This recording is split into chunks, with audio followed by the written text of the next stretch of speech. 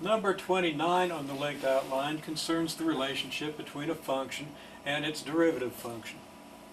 And we recall that the derivative of f of t at a point is what we get when we calculate the average rate of change from one point to another over an interval delta t, where t is the value at which we're trying to evaluate the derivative. T plus delta t is just something we're going to use to find the derivative at t.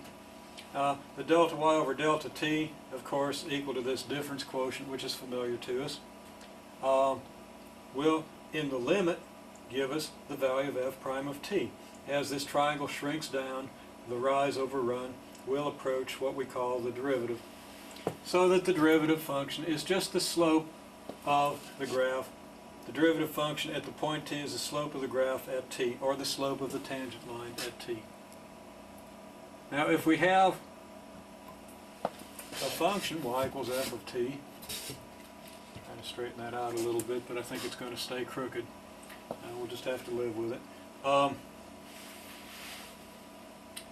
If this is our function, how do we get the derivative function? Well, the slope here is negative. It's becoming less and less negative. So the derivative will start out negative, become less and less negative, till it reaches this point where the slope here is 0, the derivative will be 0. Then the derivative becomes positive, increasing up to this point.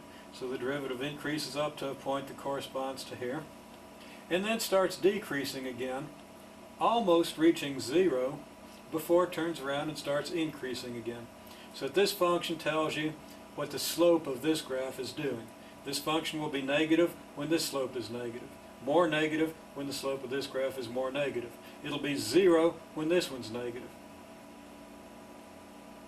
It'll be a maximum when this one is as steep as it gets. This is the derivative function, the y equals f prime of t function, corresponding to this function. Or at least this is an approximation. This is an indication of the way the graph will look.